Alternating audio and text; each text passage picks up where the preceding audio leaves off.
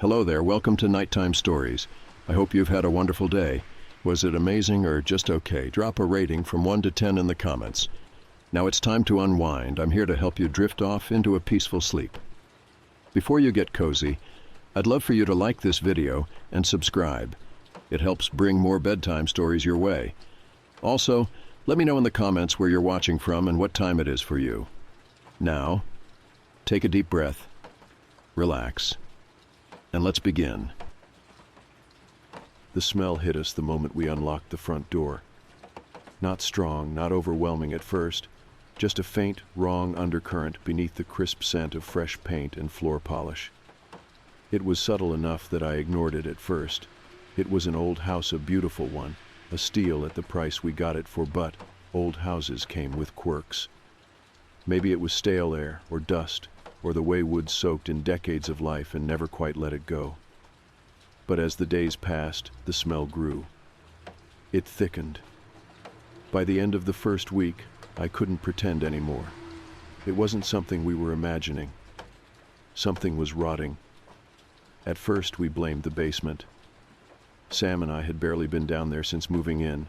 It was unfinished floor, exposed pipes running along the ceiling, wooden shelves stacked against the walls. The previous owner had left behind junk-old tools, paint cans, something that looked like an antique birdcage. I hated being down there. The air was damp, wet in a way that clung to the skin. The dim yellow light from the bare bulb in the ceiling barely cut through the shadows. The walls, made of old brick, seemed to lean inward. But the smell was strongest in the far corner.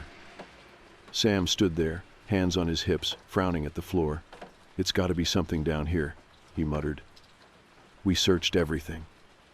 We checked the vents for dead animals. We pulled the rusted shelving away from the walls, shook out cobweb tarps, flipped old wooden crates. Nothing. No rotting food, no carcasses. No source. It should have been a relief, but it wasn't. Because when you can't find the thing that's wrong, you start wondering if the problem is bigger than you thought. That night, I lay awake in bed, breathing in wood, dust, and decay. And I knew, even before I drifted into sleep, that the smell was getting stronger. We tried everything. Bleach, vinegar, a dehumidifier running 24/7. I opened every window in the house, let fresh air churn through every room. And for a little while, I let myself believe it was helping. Until the morning, I found flies in the kitchen. Not a swarm, not yet. Just 2 or 3, buzzing lazily over the sink, landing on the counter before darting back into the air. I tried to brush it off. Old houses have cracks. Flies get in. It's summer. But when I looked up, something in my stomach tightened. One of them had landed on the ceiling, right above me. Not moving. Just sitting there, watching. Sam was the first to mention it out loud. "We need to call someone," he said one night over dinner. He looked tired, pale. We both were. The smell had gotten worse, pressing into the walls, into our clothes. I swallowed, setting my fork down. Like who? A plumber, maybe? Someone to check the pipes? Gil already came, I reminded him. He said the drainage is fine. Sam exhaled sharply, rubbing his temple. "Then what the hell is it, Claire? Smells don't come from nowhere." I didn't have an answer. That night I heard something. A shift. A soft, slow creak beneath the floor. I told myself it was the house settling. I told myself a lot of things. We called the plumber again. Gil was reluctant to come back, probably because he had already told us there was nothing wrong.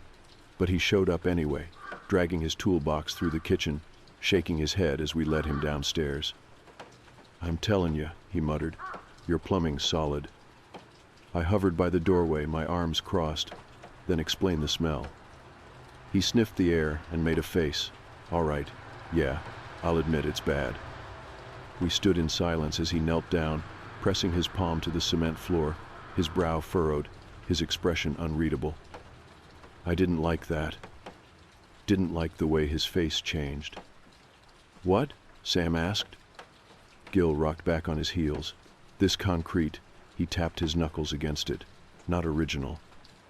Sam frowned. What do you mean? Gil stood, dusting his hands off. I mean this part of the floor. He gestured to the far corner, where the smell was strongest. It was redone at some point, not that long ago either. I felt something shift inside me, a slow, creeping unease. Why? I asked. Gil shrugged. No idea. Maybe a crack in the foundation. Maybe just cosmetic. He turned, already heading for the stairs. Either way, nothing I can do about it.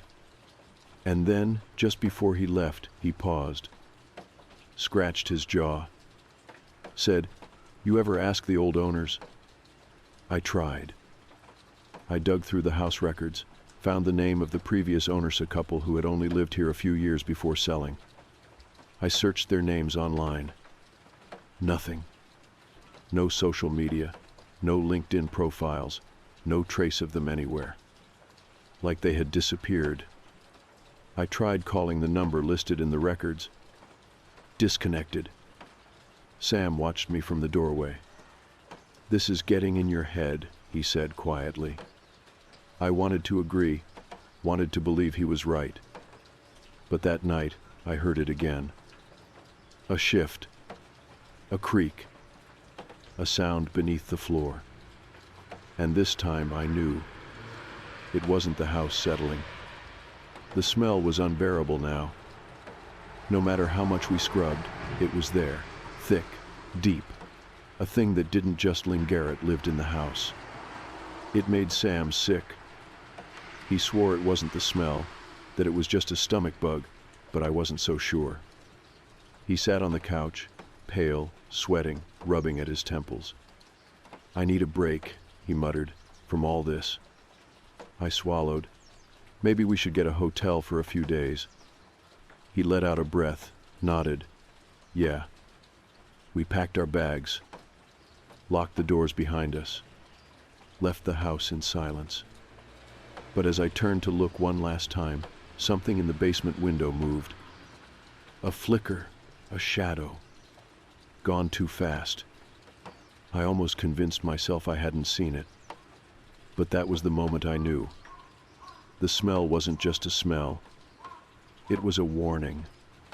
Something was waiting for us. And the second we came back, it would still be there.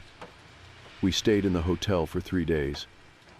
At first, I told myself we just needed a break, to step away from the house, let our nerves settle, come back with a clearer perspective. But the truth was, I didn't want to go back. Not yet. Because the longer we were away from it, the more I realized just how much the house had gotten under my skin. The smell had seeped into my thoughts, into my clothes. I woke in the hotel bed feeling like it had followed me, clinging to my skin like invisible mold. But Sam was different. By the third morning, he was restless. He paced the hotel room, scrolling through his phone, sighing every few minutes. "This is stupid," he muttered. "It's just a smell." I stayed silent. "We left like someone was hunting us, Claire," he continued, "like the place is haunted or something." I met his gaze. "You think I'm being paranoid?"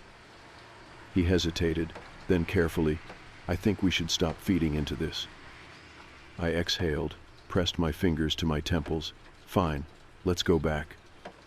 And just like that, the decision was made. We packed our bags, checked out of the hotel, and drove home. I had spent 3 days dreading the moment we walked through the front door.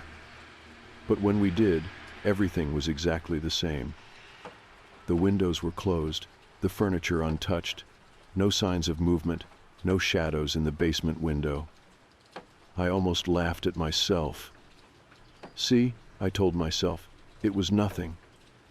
But then, that night, it started again. It began with the scratching. I woke up sometime after midnight. The house was silent, too silent. And then I heard it. Faint, subtle, a slow, deliberate scrape beneath the floorboards. I froze. It wasn't pipes, not the house settling. It was movement. Slow, deliberate. like fingernails dragging along the underside of the wood. My breath hitched. Sam stirred beside me, rolling onto his side. "You hear that?" I whispered. A long pause. Then, "No," he mumbled. And then, louder than before, "Scratch." Sam shot up. Now he heard it. I gripped his arm. My heartbeat was hammering. The sound was coming from the basement. Sam hesitated only a moment before throwing the blanket off. I grabbed his wrist. "What are you doing?" "I'm going down there," he said, already moving. My stomach tightened. "Are you insane?" "Claire, we've been losing sleep over this for weeks." His voice was tight, frustrated. "I need to see what's down there now." He grabbed the flashlight from the nightstand. I followed him out of bed, my feet cold against the hardwood. We moved through the hallway in silence. Through the living room. Stopped at the basement door. The air was heavy. Stagnant. Sam glanced at me once before turning the handle and pushing the door open. I held my breath. A rush of cold, damp air swept past us. The smell hit hard. Stronger than before, wet, rotten. The flashlight beam cut through the dark as Sam stepped down the stairs. I hesitated at the top, my pulse pounding before following. The floor was cool beneath my feet. The old wooden shelves stood undisturbed against the walls. Sam swept the flashlight in slow arcs, searching. Nothing. The basement was empty. But then, a new sound. A click. Not behind us. Not from the walls. From beneath the floor. I grabbed Sam's wrist. "We're leaving." But he wasn't listening. His gaze had locked onto something near the corner of the room. The place where the smell was strongest. Where the plumber had said the foundation had been redone. Sam stepped closer, shining the light over the smooth concrete. His expression changed. "Claire." My throat was too tight to respond. He crouched, ran his fingers along a thin, jagged crack in the cement. Then, barely above a whisper, "This isn't solid." I stared. "What do you mean?" I breathed. He knocked twice, sharply. The sound wasn't right. Hollow. Sam's fingers curled into fists. He turned to me. "We need to see what's under here." The next morning, we bought tools. A sledgehammer, a crowbar, a mask for the dust. Sam stood over the cracked foundation, gripping the handle of the hammer, his expression set. And then he swung. The first hit echoed through the basement. The second cracked through the surface. And the third broke through. The cement gave way, splitting apart like dead skin. The smell that poured out was unbearable. I gagged, stumbling back, pressing my arm over my face. Sam coughed, waving the dust away. We stared. There, beneath the house, a tunnel. A dark, narrow passageway, leading straight under our neighbor's house. My body locked. My skin crawled. A tunnel, a tunnel. Sam lifted the flashlight, aimed it inside. The beam barely penetrated the dark. The passage stretched forward, vanishing into black. A hidden tunnel beneath our house. A place that should not exist. And then I saw something. Number. Someone. A figure. Standing at the far end. Just beyond the reach of the light. Watching. Waiting. I grabbed Sam's wrist, my voice breaking. "We are not going in there." That night, I didn't sleep. Neither did Sam. We sat in the living room, silent, watching the door. And I knew, deep in my chest, we had made a mistake. Because the tunnel wasn't empty. And now, it knew that we knew. We didn't go back into the basement. Not that day, not that night. Not even when the house felt different, like something had shifted beneath our feet, something we could no longer ignore. The knowledge of the tunnel, the fact that it existed, that it had been there all along, sat between us like a living thing. Neither of us spoke about what we had seen at the end of it. The figure, because acknowledging it would make it real. And neither of us was ready for that. By morning, Sam had convinced himself it was nothing. "There's a logical explanation," he said over coffee, his voice tight, too rehearsed. "Maybe it's an old maintenance tunnel. Maybe the previous owners didn't even know about it." I swallowed hard. "Sam. Or maybe someone dug it themselves," he continued, pushing past my interruption. "An escape route. Could have been used decades ago, maybe during Prohibition, or—" "Sam." He stopped. Slowly, his fingers curled around the mug. He didn't look at me. I exhaled, pressing my palms against the table. There was someone down there. A long silence. Then finally, "We don't know that." I stared at him. "You saw what I saw." His jaw tensed. Could have been a trick of the light.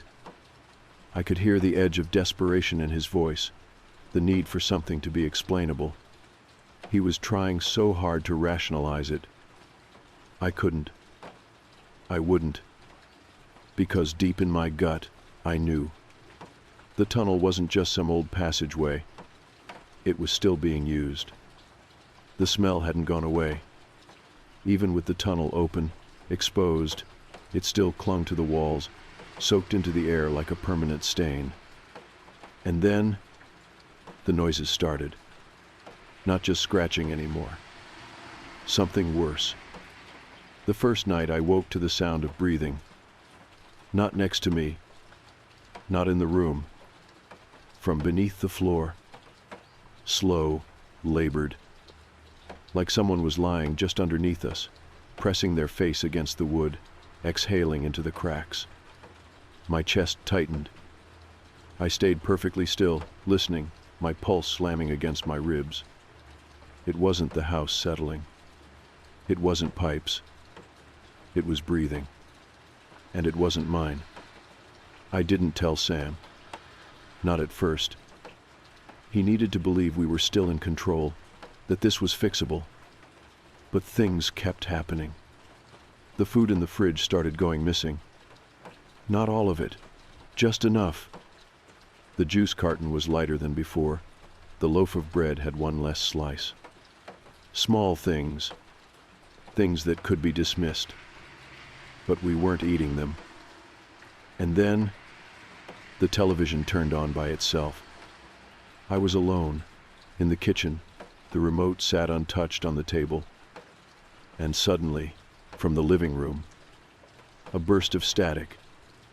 I turned the corner, my stomach coiling. The screen was nothing but white noise, flickering, hissing. And then, a voice. Not clear, not distinct. A low, garbled whisper. I grabbed the remote and turned it off. And from somewhere beneath my feet, a slow creak, like someone shifting their weight. I ran. By the next day, Sam couldn't ignore it anymore. I found him in the hallway, staring at the basement door, his hand on the knob, his shoulders rigid. "I think," his voice cracked, he swallowed. "I think someone's been in the house." I inhaled sharply. The acknowledgement felt like a fuse being lit. Like once he said it out loud, we couldn't go back. He turned to me. "We have to see where that tunnel leads." My stomach dropped. "No," I said immediately. "Claire. We call the police." He let out a bitter laugh. "And tell them what? That we found a weird tunnel and we think someone might be." "Yes," I snapped. "That is exactly what we tell them." But he didn't move. Didn't agree. Instead, he exhaled slowly, rubbing the back of his neck. "I just need to see," he murmured. And I knew, deep in my bones, that he was going down there, whether I wanted him to or not. That night, I sat on the edge of the bed, gripping my phone, waiting. Sam had gone down into the basement. alone. I should have stopped him. I should have done something. But I had felt it, the pull. That horrible curiosity. Like the house wanted us to go further. I checked the time, 12:32 a.m. Too long. Way too long. The hairs on the back of my neck rose. Then, a bang. Loud, echoing. I jumped up, my breath caught. The basement door slammed open. And then, footsteps. Fast, heavy. Sam burst through, slamming the door shut behind him. His face was white, his hands shaking. I rushed to him. "What?" "There's a room," he gasped. His breath was ragged, panicked. "Claire, there's a room." My stomach twisted. "A room," I whispered. His fingers dug into my arms. "It's not empty," he choked out. I froze. A thick, horrible silence. And then, finally, "What did you see?" His lips parted, but for a long time, nothing came out. Then, in a voice I almost didn't recognize, "Someone's been living there." A shiver slid down my spine. Number. Not been. Still. Sam turned to the basement door. His voice barely a whisper. "They know we found it." And from below us, the soft sound of feet against concrete. Moving. Coming up. The sound of footsteps coming up the basement stairs paralyzed me. Slow, deliberate. Not rushed, not panicked. Whoever was down there wasn't afraid of us. I couldn't move. Couldn't breathe. My body locked in place as the steps creaked beneath unseen weight, the sound growing closer, closer. Then stopped, right at the other side of the door. The air between Sam and me was thick, electric, straining under something neither of us could name. For a long, horrible moment, nothing happened. No knocks, no turning of the knob. Just silence. A silence that stretched too long. A silence that felt like it was listening. And then, softly, a single, slow breath. From the other side of the door, Sam lunged, grabbing my wrist, pulling me toward the front door. I didn't resist. We ran. Through the hallway, past the kitchen, through the front door, slamming it behind us, bolting for the car.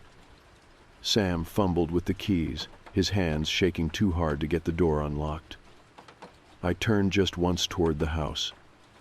Every window was dark, every curtain drawn, except the basement window. Something shifted. A shadow. Low to the ground, unmoving. Watching.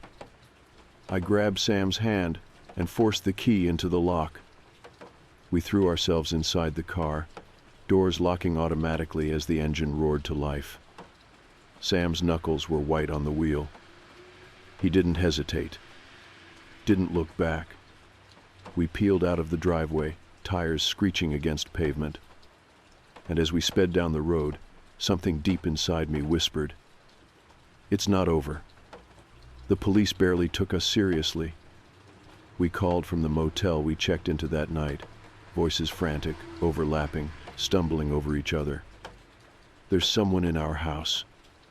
There's a tunnel under the basement." We heard them. They were right behind the door. The dispatcher sounded calm, too calm. "We'll send someone to check it out." The words felt empty. We barely slept. Every small noise outside the motel made me jump. Every shadow made my breath catch. Morning came too fast. The police called us back. We searched the house. No one was inside. I gripped the phone tighter. "What about the basement?" A brief pause, then, "We found the tunnel." My stomach flipped. "It leads to the neighboring property," the officer continued. "Another basement. Same setup as yours." I didn't blink. And, Another pause. The house has been abandoned for years. The words didn't make sense. Sam, who had been sitting stiffly beside me, sat up straighter. "No," he said. "That's not possible. Someone was down there. Someone was living there." "We found evidence," the officer admitted. "Makeshift bedding, canned food, but no one was there." My mouth felt dry. "Who owns the house?" I asked. A pause. "No one. It's been in probate for decades. The last recorded owner died in 1978. The walls of the motel room tilted. Sam and I stared at each other. This wasn't just a squatter. This wasn't someone passing through. Whoever was down there, they had been there for a long time. And worse, they were gone now. We never went back to the house. We didn't even go back to pack. We broke the lease, ate the financial loss, and left town. Sam's brother drove down a week later, collected our things, and had movers bring them to storage. We found a new place, a modern apartment on the 4th floor of a busy building. No basement. No hidden doors. No tunnels. For weeks, I couldn't sleep without the television on, without the lights burning through the dark. I woke up sweating, convinced I heard breathing beneath the floor. I kept telling myself it was over, that we had escaped. But then, something happened. Something small. Something only I noticed. A box of cereal. I had just opened it the day before, had maybe 2 bowls from it. But when I went to grab breakfast, the box was half empty. At first, I thought Sam had eaten it. But he hadn't. And then I noticed something else. The television remote moved just slightly. Not enough to be obvious. Just enough to make me wonder. And then, the night I woke up and found the hallway closet open. Not wide. Just an inch. A crack of darkness beyond the door. The familiar, sickening prickle of dread. The air in the apartment was still, like something had just left the room, like something had been there only moments before. I forced myself to move, to walk over, to reach out and shut the door. Sam stirred in bed behind me, rolling over in his sleep. I slid back under the covers, told myself I was imagining things. But deep down I knew. The house was miles away. The tunnel was miles away. But we hadn't left it behind, because whatever was living there, it had never been confined to that house. And now, it knew where to find us. I first noticed the small things. A glass in the sink I didn't remember using. The bathroom mirror wiped clear of steam before I had touched it. The bedroom door left slightly ajar when I knew, with absolute certainty, that I had shut it before going to bed. I told myself it was nothing. Stress, maybe. I had been forgetting things more often lately, keys left in the fridge, phone charging with no cord attached, that kind of thing. It was easy to blame the exhaustion, the long hours at work. I lived alone, and when you live alone, your mind plays tricks on you. There's no one to confirm that, yes, you did close that cabinet. Yes, you did finish that carton of milk. And so I brushed it aside. For a while. But unease is like a slow leak. You can ignore it. You can cover it with excuses. But eventually, it soaks through. It wasn't until I came home late one evening, cold, tired, shifting plastic grocery bags in my arms, that I really felt it. That unsettling, prickling awareness that something was different. The apartment looked the same, smelled the same detergent, a lingering trace of last night's coffee. But I hesitated at the door, my breath catching just slightly, noticing. The air felt wrong. Not heavy, not cold, just like a room where someone else had been standing only moments before. I let the groceries slip onto the counter and moved slowly, methodically through the apartment, scanning. The hallway light flickered, just once. A familiar sound, the hum of my refrigerator, the faint buzz of a neighbor's television through the wall. Everything in place. And yet, I went to the bedroom, stepping carefully, listening to the soft creak of the floorboards beneath my feet. The closet was closed, the bed undisturbed, but as I turned to leave, my pulse lurched. The nightstand drawer was open. Not wide, just slightly, 2 inches, no more. A tiny shift, like someone had checked inside and forgotten to close it all the way. I reached out slowly, fingers hesitating just over the handle before pushing it shut. My breath was too loud in the quiet. I didn't sleep well that night. Or the next. Or the next. Because after that, it started happening more often. I'd wake up and find the kitchen cabinet open, just one and ever all of them, never anything obvious, a whisper of disturbance rather than a scream, the cereal box slightly misaligned, the milk a few inches from where I had left it. Once the bathroom door was locked from the inside when I knew I hadn't shut it at all. It was never big enough to be proof, never big enough to be real. And yet it was. The human brain is terrible at doubt. It's easier to lie to yourself than to admit you might be unsafe, that something might be inside the place you feel most secure. So I reasoned it away. I was absent-minded. I was overworked. I was developing some kind of sleep disorder. It was almost a relief when I lost my keys, because that had an explanation. They weren't in the bowl by the door where I always tossed them. They weren't in my purse or coat pocket. I spent an hour searching every possible place before finding them. On the coffee table, sitting neatly in the center. I laughed, not because it was funny, but because the alternative, the thought that I had looked there before, that they hadn't been there before, was worse. I couldn't tell if I was unraveling or if something was actually happening. So I started testing myself. Tiny things. A book positioned at a perfect angle on the shelf, spine aligned with the edge, a glass turned upside down on the counter, a single post-it note tucked into my sock drawer. Things that I would notice if they moved. And for a while, nothing happened. Days passed, a week, 2. The apartment settled back into itself. And then, one night, I came home late, and the post-it was gone. My stomach flipped. I checked the drawer again, even though I knew it was useless. I knew it had been there. I checked behind the dresser, beneath the bed, inside my shoes. Nothing. I stood in the center of the bedroom, my pulse hammering. My own breath sounded too loud. And that's when I saw the closet door. Slightly open. No more than an inch. I stared at it for so long that my vision blurred. I was not the kind of person who left the closet open at night.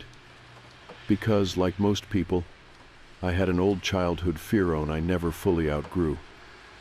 The irrational but deeply human belief that, if you leave the door open while you sleep, you might wake up and see something watching you. I moved toward it slowly, my steps light, heart in my throat. The door creaked as I pushed it open wider, the sound too sharp, too sudden in the quiet apartment. Nothing. Clothes, shoes, an old box of winter scarves. I let out a long breath and almost laughed at myself. I was losing my mind. I had to be, because the alternative was too much. Still, I checked the lock on the front door twice that night. I wedged a chair beneath the handle. I stuffed a towel at the base, covering the gap between the door and the floor. And when I lay down, I faced the closet, just in case. For the first time in weeks, I slept deeply. And in the morning, when I groggily stepped out of bed, the chair was back under the dining table. I don't remember breathing. I don't remember moving. Just staring. There was no way, no way. I would have heard it. I would have woken up. A cold, creeping nausea curled in my stomach. I grabbed my phone with shaking hands and pulled up the browser. My skin was clammy, my fingertips too cold as I typed. How to tell if someone is living in your house without you knowing. The articles were useless. I didn't need an article. I already knew. I just didn't want to believe it. My hands were still shaking when I made the decision. I went online, ordered a small, discreet, motion-activated camera, same-day delivery, because I needed to know. And I knew I wouldn't sleep again until I did. The package arrived just before sunset. A small, unmarked box left on my doorstep. I stood there for a moment, hesitating before picking it up, feeling the weight of it in my hands. It wasn't heavy. Just plastic and metal, and the terrible, unshakable certainty that once I set it up, there would be no more room for doubt. If something was in my apartment, I would know. And if there was nothing, then I had to accept that I was losing my mind. Neither option felt like a relief. I locked the door behind me and moved quickly, unboxing the camera and placing it on the highest shelf in the living room, angled toward the hallway. It was small, discreet, no blinking lights, no sound. It would sit there silently, watching, waiting. I set it to record only when it detected movement. Then I placed another one in the bedroom. That was the one that made my skin crawl. Because deep down, I already knew where the movement would happen. I didn't leave my apartment that evening. Couldn't. The idea of coming back to something changed, a door left open. A misplaced item felt unbearable, so I stayed. I made dinner without eating it, leaving the plate untouched on the counter. I checked my phone obsessively, waiting for notifications from the cameras. Nothing. Midnight came, then 1 a.m. The apartment was silent. Maybe I was wrong. Maybe. The alert popped up. Motion detected. My stomach turned to ice. For a long time I couldn't move. My fingers hovered over the screen, my breath coming too fast, too shallow. Then finally I tapped the notification. The playback loaded. The grainy night vision image of my apartment appeared, empty. At first. Then movement. Not from the front door, not from the window. From the hallway. A slow, deliberate shift in the shadows. I stopped breathing. A figure emerged. From my bedroom. Not in it. From it. The shape moved carefully, quietly. It knew how to avoid making sound. I couldn't tell what I was looking at. A man, I think, then, hunched.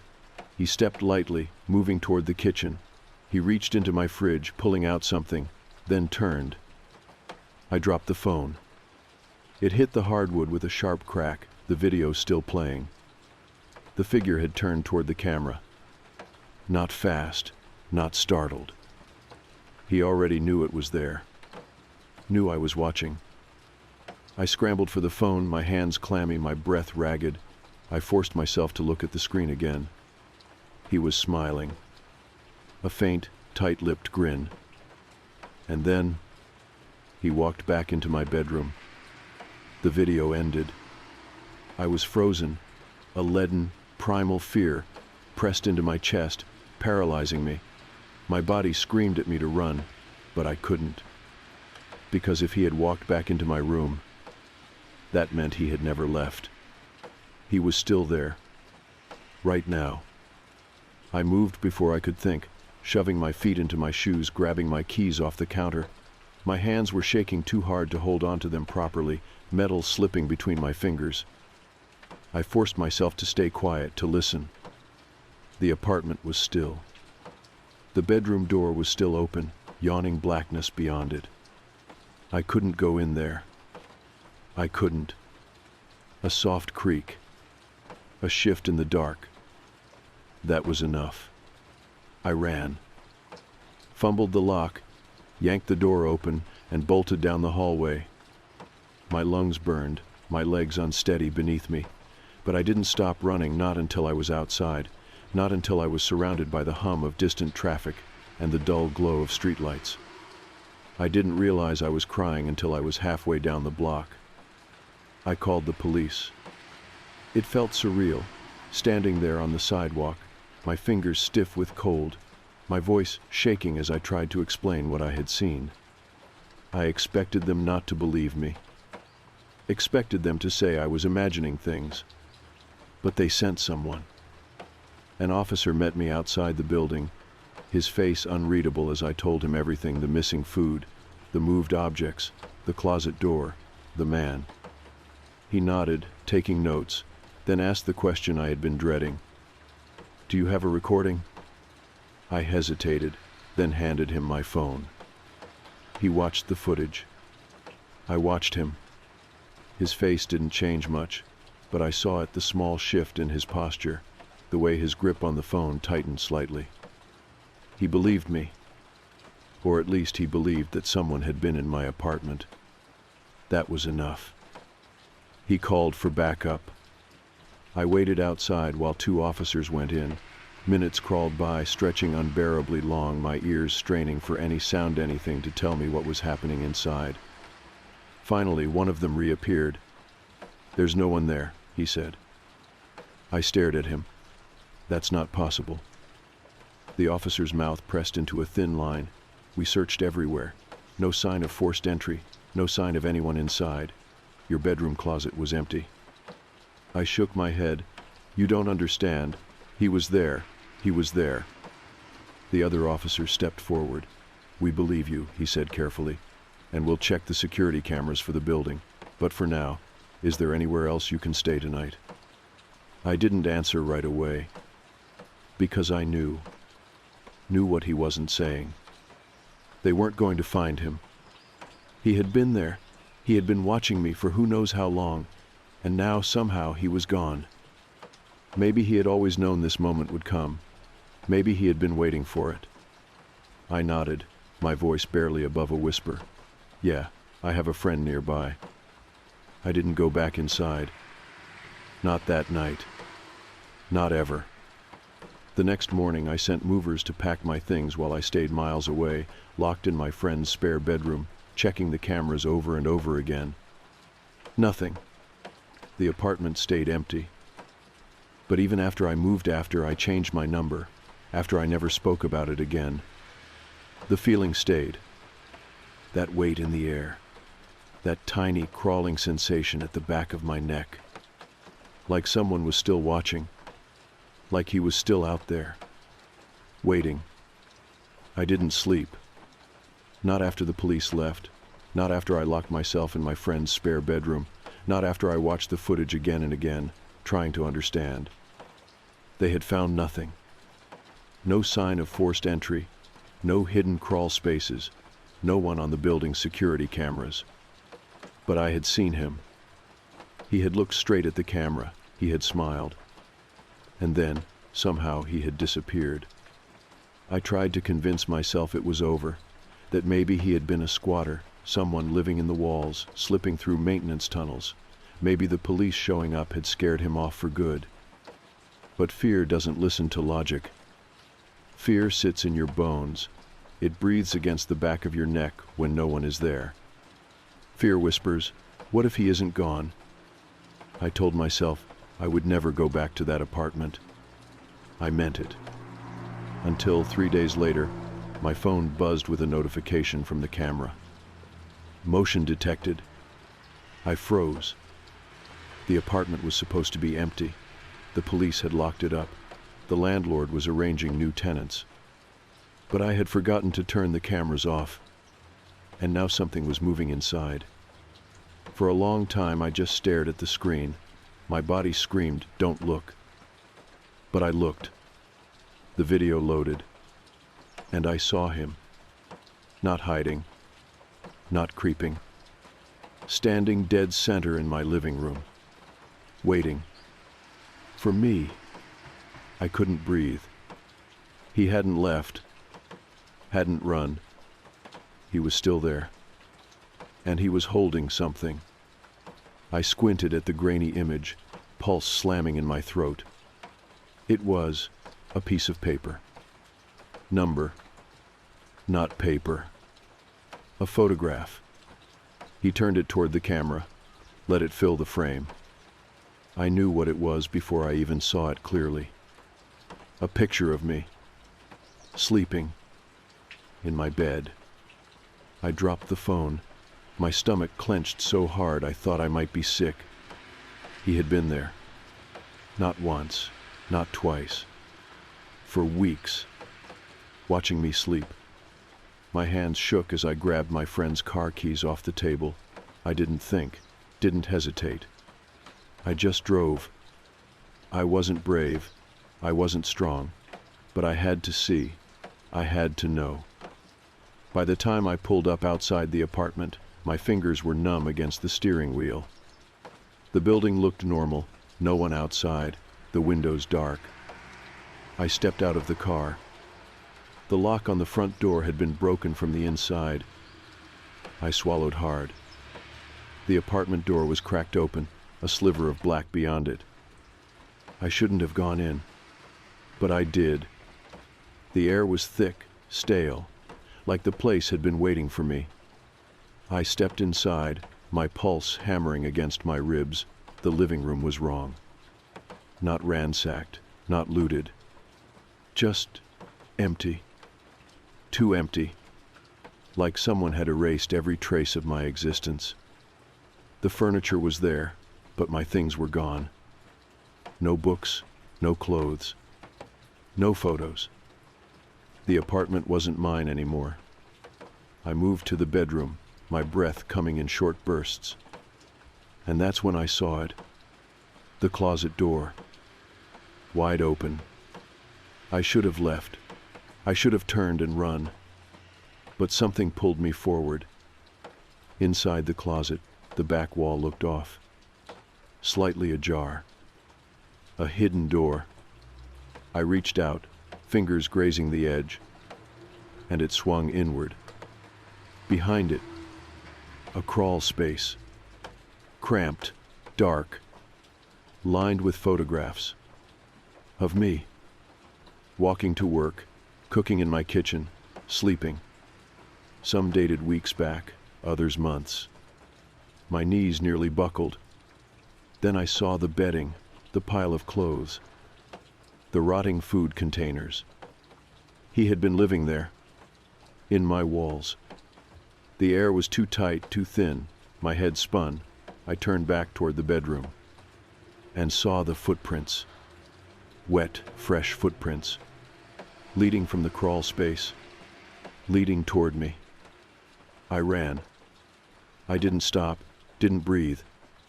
I don't even remember how I got back to the car, only that I was sobbing by the time I turned the key, tires screeching as I sped away. I never went back. The police searched the apartment again. This time, they found evidence. Fingerprints in the walls, a nest of my belongings behind the hidden door, food wrappers, missing clothes. They never found him. Not in the apartment, not on the security footage. It was like he had never existed. But I know better. I moved to a new city, changed my name, no social media, no patterns. Because I know he's still out there. I know he's waiting. And sometimes when I wake in the middle of the night, I still feel him there, just beyond the walls, just out of sight, watching. We left the city just after dawn, the highway stretching endlessly ahead, the weight of civilization peeling away with every mile. The plan was simple, a 5-day camping trip deep in Black Hollow Forest, far from the beaten trails, no phone service, no tourists, just us and the wild. We had done trips like this before, short ones, a night or two at a lake, maybe a weekend hike. But this was different, deeper, remote, the kind of place where even park rangers don't patrol often. Last stop for gas, Darren said as we pulled into the final outpost town before the forest, the last slice of civilization. A run-down general store, a single gas pump, a diner with flickering neon lights. "You sure this is the best route?" Nate asked, studying the map on his lap. "Of course," Darren replied, ever confident. He was the one who had picked the spot, a clearing a few miles off trail, hidden away from weekend campers. No one's been there in years, totally untouched. Yeah, there's usually a reason for that, Will muttered. I grabbed snacks while Darren filled the tank, exchanging brief pleasantries with the old man behind the counter. His sunken eyes flicked toward my hiking boots. You boys heading into the forest? Yep, I said, 5 days out at Black Hollow. A pause, then slowly, stay close to your sight. I half laughed. That's the plan. The old man didn't smile back. You go off too far, you won't find your way back. Something about the way he said it made my stomach turn. Nate was honking the horn before I could respond. I shoved the snacks in my pack and hurried back to the car. As we pulled onto the dirt road leading to the forest, I looked back. The old man was still watching. By midday, we were deep into the hollow. The trees grew taller here, denser, the kind that blocked out half the sky, even in broad daylight. It was beautiful, in a lonely kind of way. The clearing was just as Darren had described it, wide open patch of earth, soft pine needles underfoot, a perfect space for our tents. We unpacked quickly. The fire pit was built, the tents went up, and soon, the air was thick with the smell of burning wood and sizzling meat. To survival, Darren grinned, raising a beer. We drank, we laughed, we let the forest settle around us. The first few hours, everything felt normal, good even. The stillness of the forest, the crackle of the fire, the occasional rustle of an animal in the brush. But as night fell, something shifted. The quiet became too quiet. Even the wind had stopped. I tried to ignore it. Tried to focus on the fire, the warmth of beer in my stomach, the sound of Nate telling some half-remembered college story. But I couldn't shake the feeling that something was listening. The fire burned low. Will was already snoring inside his tent. Darren tossed the last beer can into the trash bag and stretched. I'm hitting the sack, he said. Nate groaned, rubbing his face.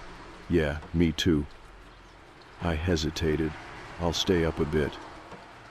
Darren shrugged. Your funeral. The forest gets weird at night. I watched them disappear into their tents, the campsite suddenly smaller, without their voices filling it. I threw another log on the fire, watched the embers flick and twist in the air. The night pressed in around me. Thick, heavy. Then, a snap, somewhere just beyond the tree line. My back stiffened. A twig, breaking under something's weight. Could have been an animal, a deer, a raccoon. But it hadn't sounded casual. It had sounded careful. I turned, scanning the darkness beyond the firelight. Nothing but trees. Then, crunch. The sound of steps. Slow, deliberate. Circling the camp. The fire crackled behind me, casting long, flickering shadows. My breath came shallow. I grabbed my flashlight and swung it toward the trees. The beam sliced through the dark and caught nothing. Just tangled branches, empty forest. I exhaled, forcing myself to relax. I was being stupid. It was probably an animal passing through, nothing more. Still, I gave the trees one last glance before stepping toward my tent. And that's when I noticed. Will's tent was unzipped, just a few inches, like someone had pulled it open from the outside. My breath stalled. Will, I whispered. No response. I stepped closer. Will, wake up. Still nothing.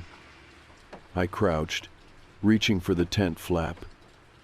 Will stirred suddenly, his arm flailing as he let out a groggy noise.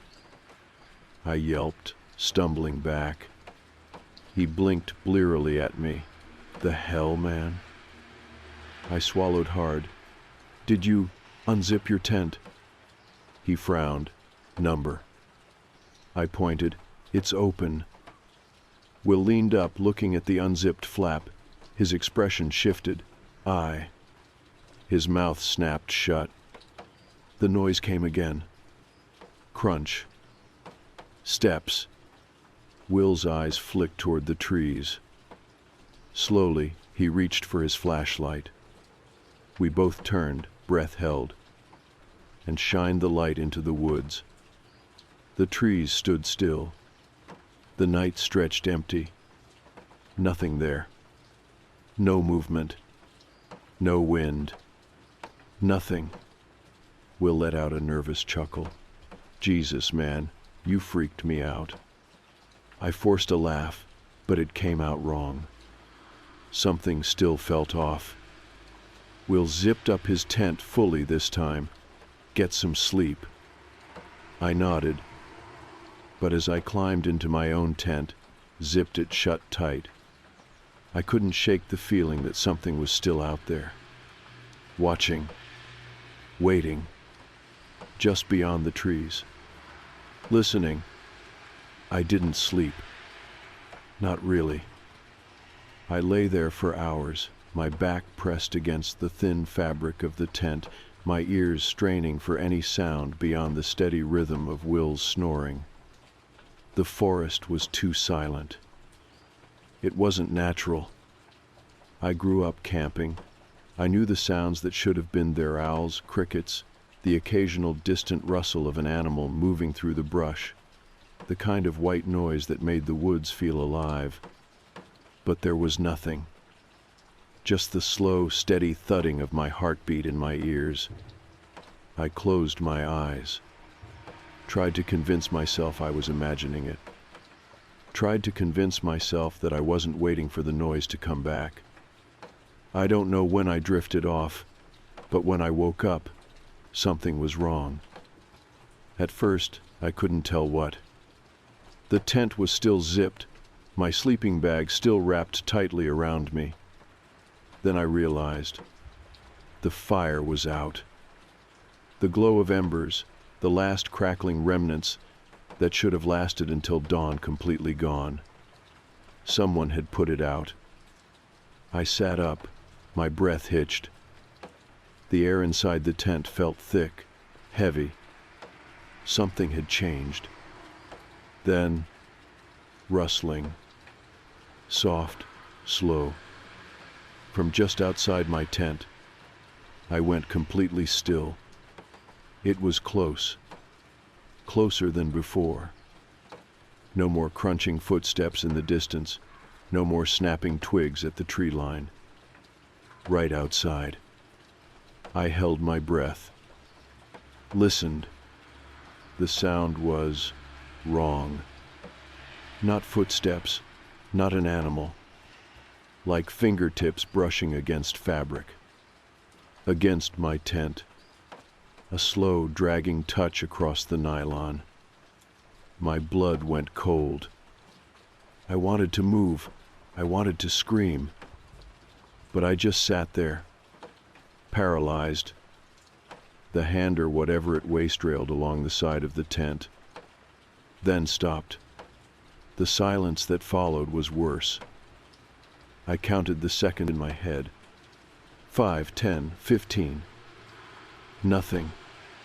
Just the sound of my own heartbeat hammering against my ribs. Then, all at once, a zipper. Not mine. One of the others. A slow, deliberate unzip. I forced myself to move. I scrambled for my flashlight, my hands fumbling in the dark. I clicked it on. The inside of my tent flooded with pale, shaky light. I held my breath. Listened. The zipper had stopped. Silence. I forced myself to act. I unzipped my own tent fast. Too fast and swung the flashlight beam into the campsite. The others' tents were all closed. No movement. No one standing there. The fire pit sat cold and dead, ashes scattered across the ground. I swung the beam toward the trees. Nothing. Just the endless, empty forest. The wind picked up suddenly, rattling the branches. A sharp, dry whisper. I swallowed hard. Maybe I had imagined it. Maybe I had just been dreaming. But I didn't believe that. Not really. I stayed awake for the rest of the night. By morning, I had almost convinced myself that I had imagined the whole thing. Almost. Nate was the first one up. I heard him grumbling as he unzipped his tent, stepping into the early morning chill. Jesus, he muttered, rubbing his arms. Why is it so cold? Darren sat up in his tent, groaning. Fire went out early. Yeah, no shit. Did someone throw water on it? The way he said it made my stomach tighten. I stepped out, shivering in the morning air. The ashes from last night's fire were soaked, like someone had doused them with water. Not something the wind would have done. Not something we did. Darren frowned, crouching near the pit. That's weird. Maybe it rained, Will suggested, stepping out of his tent and stretching. It didn't, I said quickly. They all looked at me. I hesitated. I thought I heard something last night, I admitted. Like someone moving around. I think someone was in the camp. A beat of silence. Then Darren scoffed. Like what? A hiker? I shook my head. I didn't know what to say. Will ran a hand through his hair. You seriously think someone came here and put out our fire in the middle of the night? I exhaled. I don't know. I just know what I heard. No one spoke after that. The conversation died. I could tell they didn't want to believe me. Didn't want to believe that maybe we weren't alone out here. Darren clapped his hands together. All right, enough of the creepy campfire stories. Let's get breakfast going. The others followed his lead. But I couldn't shake the feeling. The unease sat in my stomach. Like something was watching. Like something was waiting. The second night was worse. I had spent the day trying to push the fear away. We hiked. We fished at the nearby creek. We played cards in the afternoon sun. By the time the fire was roaring again, I had almost convinced myself it was fine. That last night had been nothing. That I was just on edge. But then night fell, and the footsteps came back. It started the same way. A faint snap somewhere in the trees. Then closer. Circling. By the time I heard the first crunch of dirt right outside the tents, I knew. We were not alone. I sat up, pulse pounding. And then, a whisper. Low, faint. From somewhere outside. I went rigid. The words were too soft to make out. But it was a voice. A human voice. And I was sure of one thing. It wasn't any of us. I reached for my phone, my fingers shaking. The screen glowed faintly. No service, no signal. I turned my head slightly, listening. The voice had stopped. The steps had stopped. A terrible silence stretched over the camp. Then, suddenly, the sound of a zipper. Slow. From one of the tents. I held my breath. The others were asleep. So who was opening their tent? I gripped my flashlight. Turned it on. The beam cut through the dark. I swung it toward the sound. And froze. Will's tent. The zipper was half open, but he was still inside, still asleep. Something had unzipped it from the outside. My heart stalled. Then, the trees rustled. A shadow moved just beyond the firelight. Gone before I could see it clearly. I turned to the others, my voice barely above a whisper. "Wake up." They didn't stir. I turned back to the trees, staring into the black, into whatever was staring back. I sat frozen, the beam of my flashlight shaking slightly in my grip. The trees just beyond the firelight stood motionless, the darkness between them thick, unyielding. I knew I had seen something move, a shape, a figure, something, but now there was nothing. I turned back to Will's tent. The zipper was still half open. Will was still inside, still asleep. Something had unzipped it from the outside. I swallowed hard, my pulse hammering. "Wake up," I hissed. No response. The others were dead asleep, their slow, even breathing the only sound besides the faint crackle of the dying fire. I reached over and shook Will's tent. "Will, wake up." He groaned, shifting inside his sleeping bag. "Ning what?" His voice was thick with sleep. I pointed at the tent flap. "Did you unzip this?" He blinked at me, unfocused. "What?" "Did you unzip your tent?" I repeated, voice sharper this time. Will sat up, rubbing his face. He squinted at the half-open flap. "Number. Why the hell would I?" His expression changed. The grogginess vanished. He fully sat up now, staring at the open zipper, realization settling over him like a weight. "What the fuck?" he whispered. A noise cut through the quiet. Not footsteps. Not whispers. A low, wheezing breath. Right behind us. Will and I both turned fast. I swung my flashlight back toward the trees. The light caught something. A figure, thin, pale, hunched, standing just beyond the reach of our camp. It was only there for a second. The moment the light hit it, it moved. Fast, too fast. Gone in an instant. Will let out a strangled noise. "Holy shit, you see that?" I couldn't speak. Couldn't move. Because now I understood.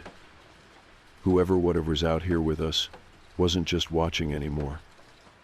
It had been inside the camp. And it wasn't afraid of being seen. I woke the others up. Nate grumbled, pissed off at first, but the moment he saw our faces, he sobered. Darren rubbed his eyes, frowning. "What's going on?" Will gestured wildly at the trees. Someone was just out there. Darren squinted at the darkness. "A hiker." Will shook his head. "Number, no, man. It wasn't normal. He was I don't know. He moved so fast." I swallowed hard, and someone unzipped Will's tent. That got their attention. Nate sat up straighter. "What?" I nodded.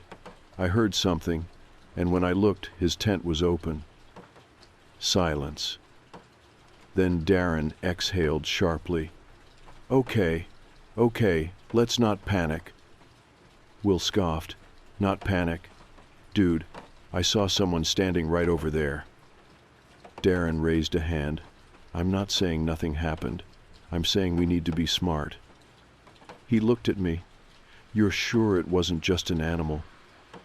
I shook my head, too deliberate. Darren let out a slow breath, thinking, "All right, we're packing up first thing in the morning." Nate frowned. "Dude, we're supposed to be out here for another 3 days." "Yeah, well, fuck that," Will muttered. "I'm not sleeping here again." I didn't argue. The night felt different now. The silence was no longer peaceful. It was unnatural. Like the forest itself was waiting. Darren clapped his hands together. All right, nobody sleeps alone tonight. Buddy system. And we keep the fire going until dawn. We nodded. But deep down, I think we all knew it wouldn't matter. I was paired with Will. We sat outside our tent, staring at the fire, watching the tree line like hawks. Nobody spoke much. Nobody wanted to. Hours passed. At some point, I started to relax just a little. Maybe we had scared it off. Maybe the light, the noise, our presence had been enough. And then, a sound. Distant. Low. A whistle. I stiffened. Will grabbed my arm. Dude. It came again. A slow, deliberate whistle. Not random. A tune. A melody. But wrong. Off-key, like someone struggling to remember the notes. It echoed through the trees. Floating. Closer. I reached for my flashlight. My hands were shaking. The whistling stopped. The silence that followed was deafening. Will swallowed. What the fuck is going on? I didn't answer. I didn't know. And then, Nate screamed. The sound ripped through the campsite. Raw, panicked. We jumped to our feet. Nate, Darren's voice, thick with fear.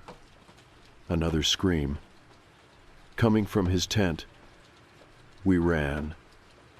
I yanked open his tent flap, flashlight beam flooding the inside. It was empty. Nate was gone. And the zipper was unzipped from the outside. Chaos. Yelling, running, flashlights swinging wildly through the trees. No sign of Nate.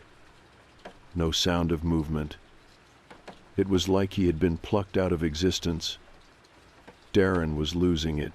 We need to look for him, now. Will shook his head. What if that's what they want? Darren turned on him. Who's they? You think there's some fucking thing out here hunting us? Will didn't answer. None of us did. Because the truth was, we didn't know. And that was worse. So much worse.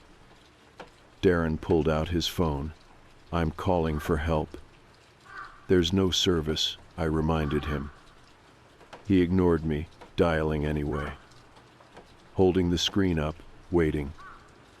His face dropped. Then, slowly, he turned the phone around, showed us the screen. A text message from an unknown number. One word. Run. The flashlight flickered. The fire snapped. And just beyond the tree line, the whistling started again. Closer now. So much closer. We ran. We ran blindly into the forest, the cold night air burning in my lungs. The beam of my flashlight bounced wildly over the trees, barely cutting through the darkness. Darren was ahead of me, Will just behind, his breath ragged, his footsteps frantic. Nate was gone, vanished. And something was out here with us. The whistling followed. Low, off-key, threading through the trees like a voice just beyond a wall, always too far to pinpoint but never far enough to ignore. I didn't look back. I didn't dare. Where the fuck are we going? Will panted. Back to the car, Darren barked.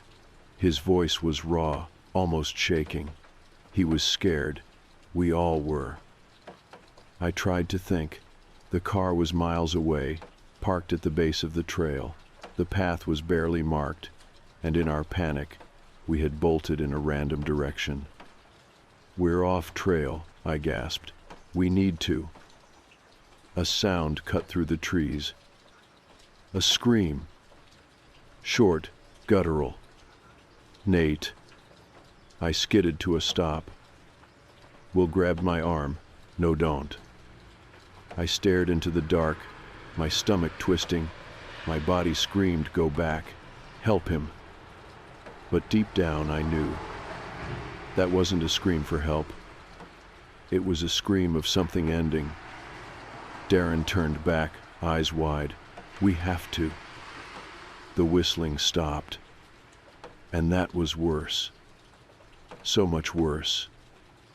Because it meant whoever was making it was done playing. We didn't speak, we just moved.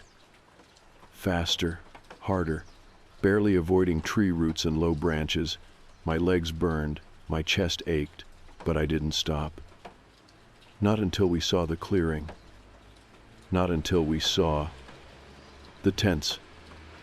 We had been running for 10 minutes. We had been sprinting in a straight fucking line. And yet, somehow, we were right back where we started. Will doubled over, hands on his knees, gasping. "What the fuck?" he panted. "What the actual fuck?" Darren turned in circles, shaking his head. That's not possible." I swallowed hard. I knew what the unspoken question was. Had we been running in a circle? Had we done this to ourselves? Or had something else led us back? Will's voice was hoarse. "We have to get the fuck out of here." Darren squared his shoulders, trying to steady himself. "Okay, we regroup. We take the trail back. We don't run. We don't panic. We just..." Then we saw it. Nate's tent. It was still zipped up, still untouched, like he had never left, like he had never been taken. Something cold crept into my stomach. Will's flashlight shook in his hand. "We're not going in there, right?" Darren didn't answer.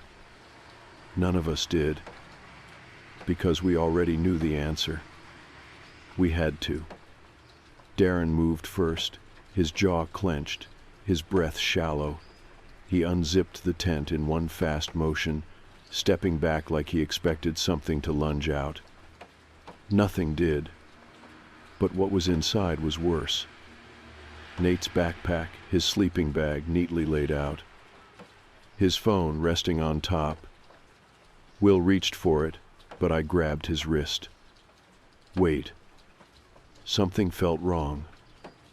Like the moment we touched it, something would change.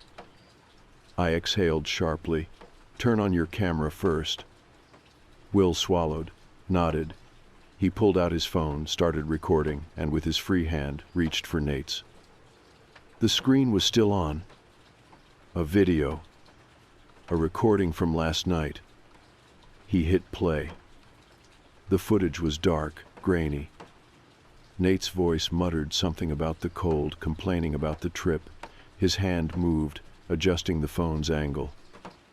The camera must have been propped against something, left recording as he got into his sleeping bag. Then, a sound. The same whistle. Soft, distant. Nate mumbled something, half asleep. Didn't hear it. But the camera kept rolling. The whistle grew louder. A shape appeared on the screen. A figure just outside his tent. Thin, wrong. Standing perfectly still. Then, a hand. Reaching for the zipper. Slow. Deliberate. The zipper pulled down an inch. Then another. Then another. The shape moved inside. Then, the camera went black. And that was it. The end of the recording. Will let out a choked noise and dropped the phone. I stepped back, My entire body was buzzing with something primal, something raw. Darren's breath hitched. "This isn't real," he whispered. The words felt weak. And then we heard it. A zipper. Not Nate's tent. One of ours. Slow. Dragging. We turned, and I swear to God, for just a second, I saw something slip inside Darren's tent. A shadow. A shape. The tent bulged slightly before going still. Will dropped his flashlight. Nope-a-nope. Darren didn't move. He was shaking. And then the tent zipper started pulling back up, closing, like whatever had entered was settling in, like it had been there all along. I snapped. I grabbed Darren's arm. "We are leaving." We ran.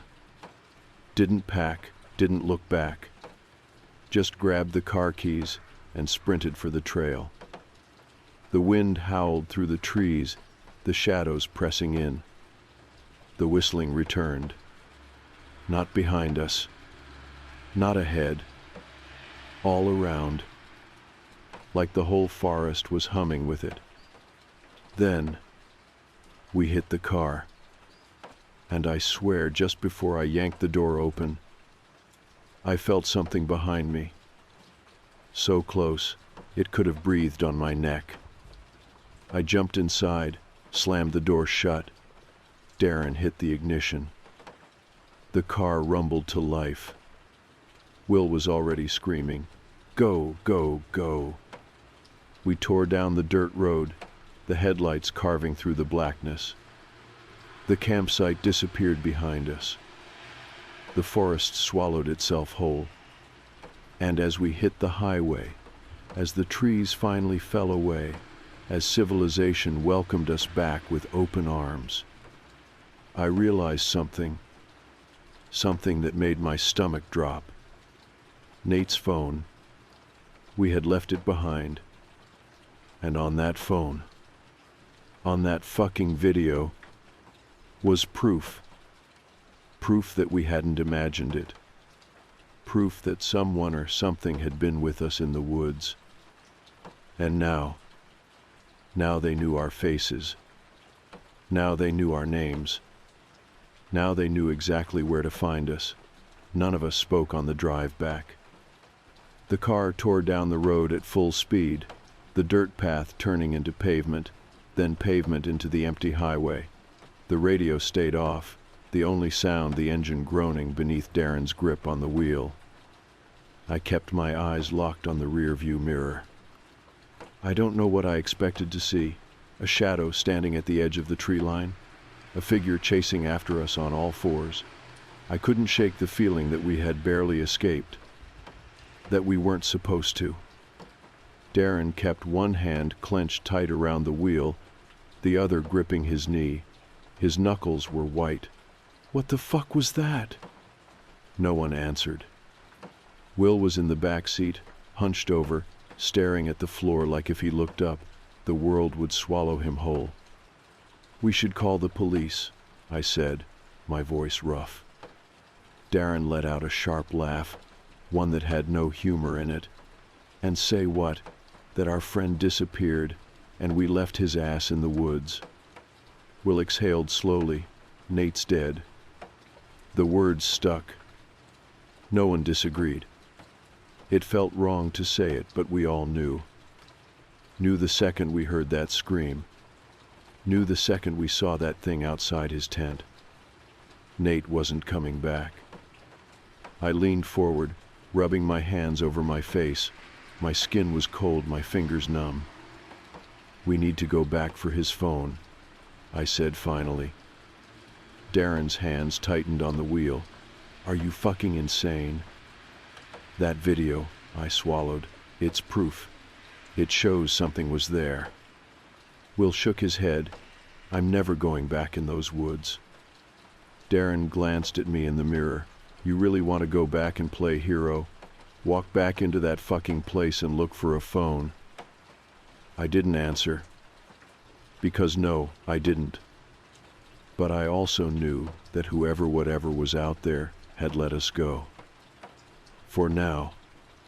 And if we just forgot, if we just moved on like it had never happened, I wasn't sure it would let us stay forgotten. Darren let out a sharp breath. We're going home. And that was the end of it. The next day, I checked the news. Nothing. No reports of a missing hiker. No stories of strange occurrences in Black Hollow Forest. I waited for days. A week. Still nothing. The world moved on like Nate had never existed. Darren tried to drink it away. Will threw himself into work. We never spoke about it, not really. It became this ugly, heavy thing hanging over all of us, something that lived in the space between our words. And for a while, I convinced myself that we were okay, that it was over, until I woke up to a text message. It came at 2:47 a.m. I had been sleeping light, restless, my dreams thick with trees and whistling, and the feeling of something brushing against my tent. My phone buzzed from the nightstand. I blinked awake, groggy. Reached for it. One new message. From an unknown number. Just 3 words. I found you. My blood turned to ice. I sat up fast, my pulse hammering. The air in my apartment felt wrong. Too quiet. Too still. I turned on the bedside lamp, my hands shaking. I checked the message again.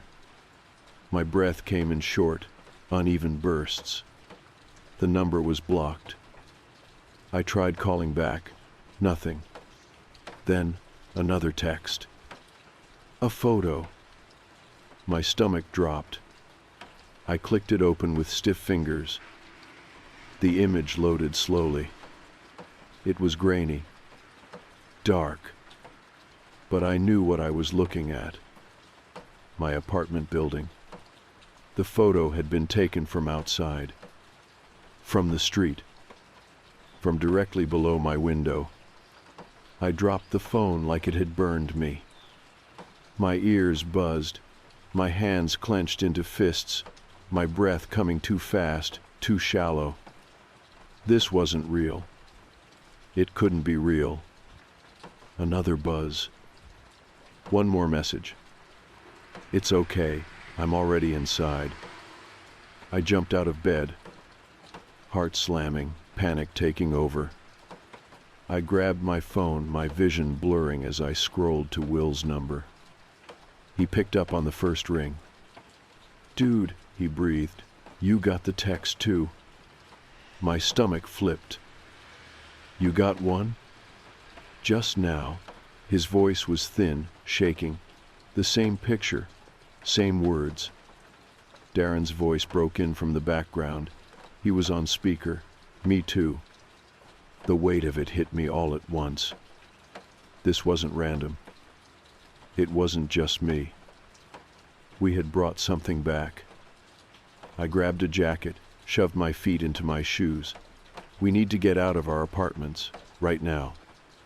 Darren swore under his breath. Where the fuck do we even go? I thought about it. For the first time since we left those woods, I thought. And then it hit me. The general store. A pause. The one we stopped at before the trip, Will asked. I nodded, even though they couldn't see me. The guy, the old man, he knew something. Darren hesitated. You really think that's going to help?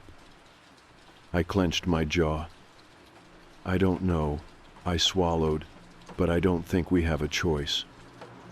We drove through the night. None of us spoke much. There was nothing left to say.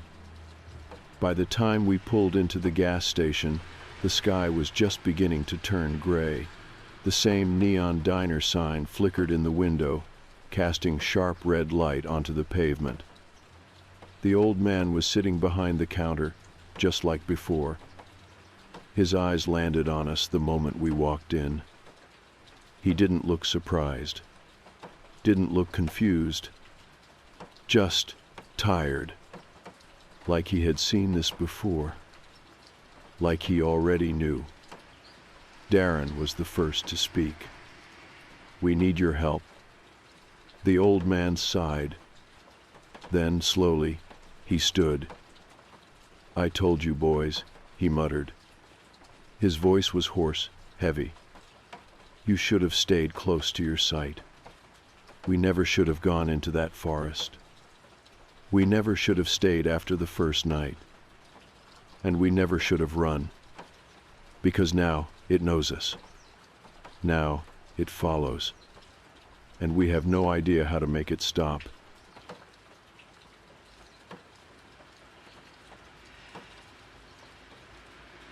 The bus pulled away, leaving me stranded in front of a rundown convenience store, regretting every decision that led me here. The late afternoon sun hung low in the sky, stretching long, jagged shadows across the cracked pavement. The gas station wasn't much faded signage, rusted fuel pumps, and a flickering neon open sign barely clinging to life. I had landed this job out of necessity, not choice. My shift started at 5 p.m. and lasted until 1 a.m. Not ideal, but rent wasn't going to pay itself. My boyfriend had promised to pick me up most nights, but the idea of waiting alone in the dead of night still made me uneasy. I pushed open the glass door, triggering a tinny bell chime overhead. The inside smelled of stale air, expired snacks, and cheap cleaner. The shelves were cluttered with dusty candy bars, off-brand sodas, and overpriced motor oil.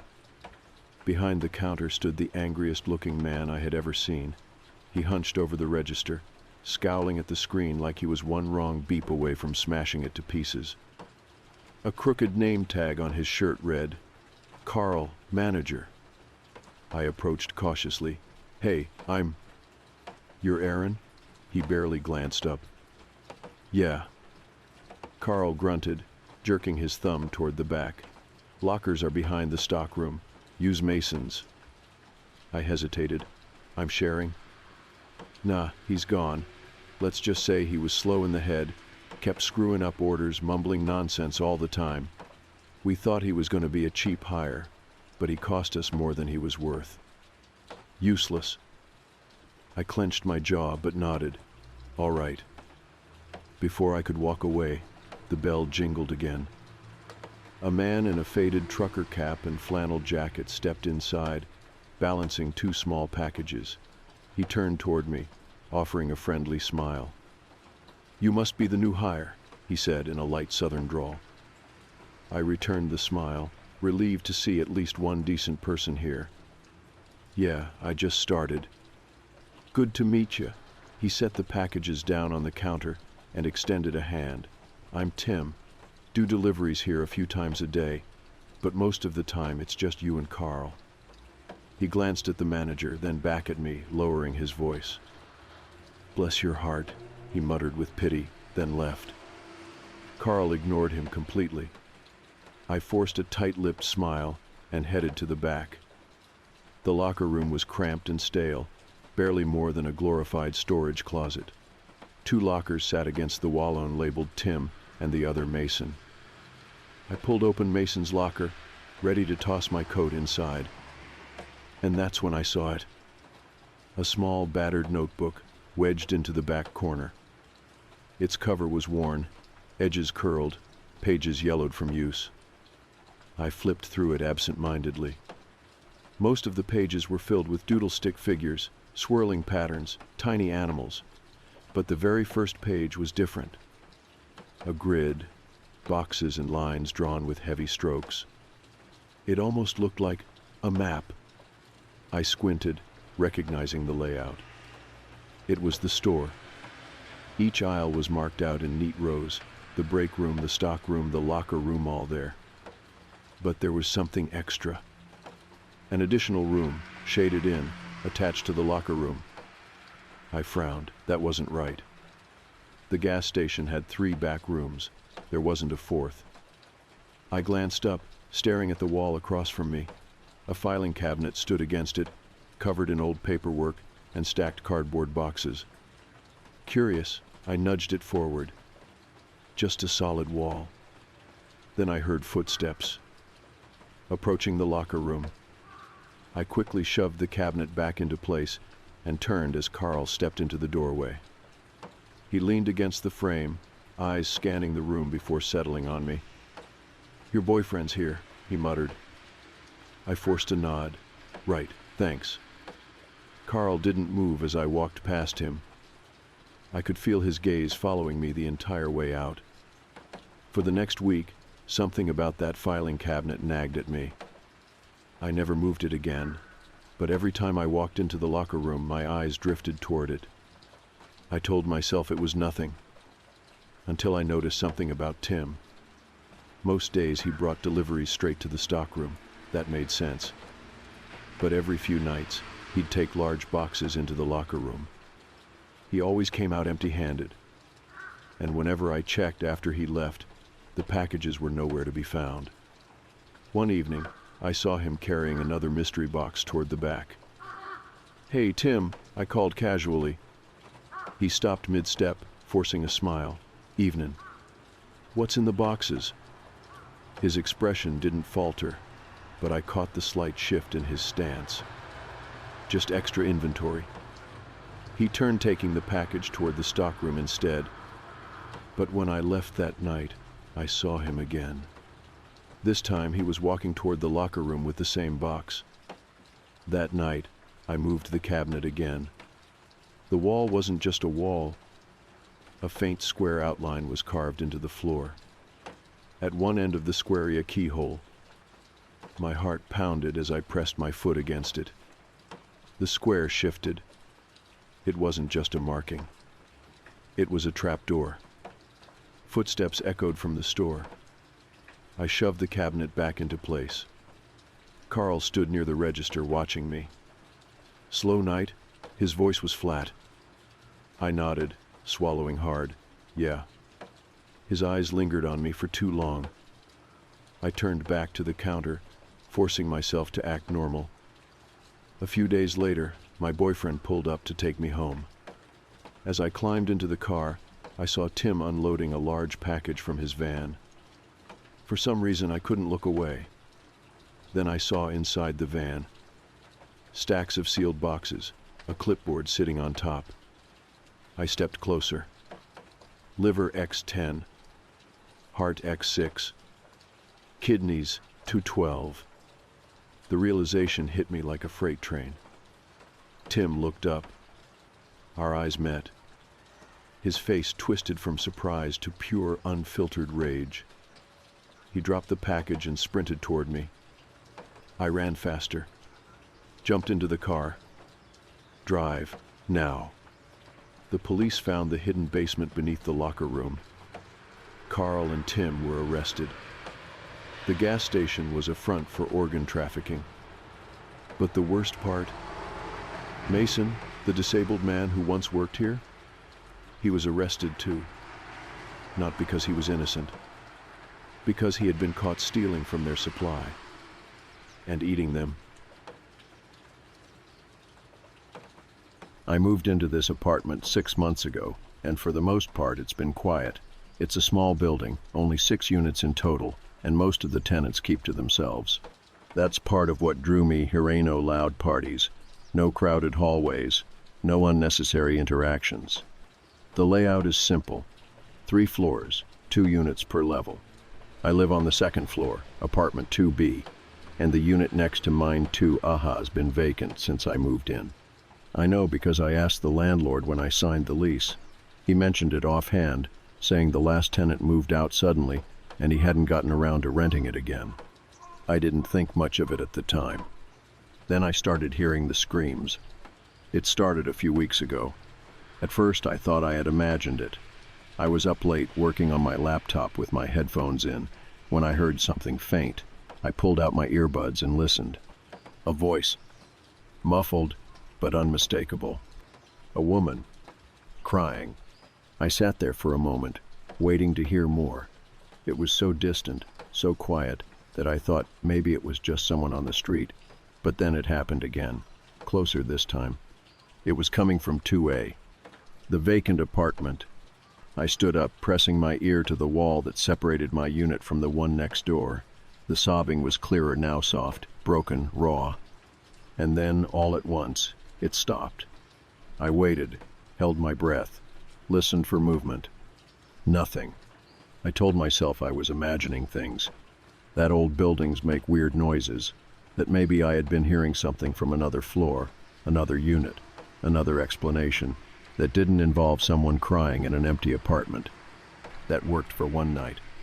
Then it happened again. This time, I was ready. I checked the clock, 2:03 a.m. The same sound-muffled sobs, like someone desperately trying to keep quiet but failing. I moved closer to the wall, listened. The crying grew louder, then suddenly cut off with a sharp gasp. And then, footsteps. Not mine. Not above me. Inside 2A, I backed away from the wall, my pulse hammering. There shouldn't be anyone in there. The landlord said it was empty. No one had moved in. I grabbed my phone and pulled up the building's emergency maintenance number. I hesitated. What was I supposed to say? I think I heard something in the empty apartment next door. I knew how that would go. They'd send someone over the next day, take a quick look around, and tell me I was hearing things. I locked my door instead. That night, I barely slept. The next morning, I caught my landlord in the hallway. He's an older guy, always wearing the same faded flannel and a pair of jeans that look like they've been through 100 washes too many. "Hey," I said, keeping my voice casual. "Someone moved into 2A?" He frowned. Number, still empty. I hesitated. "You sure?" His frown deepened. "Why?" I shrugged.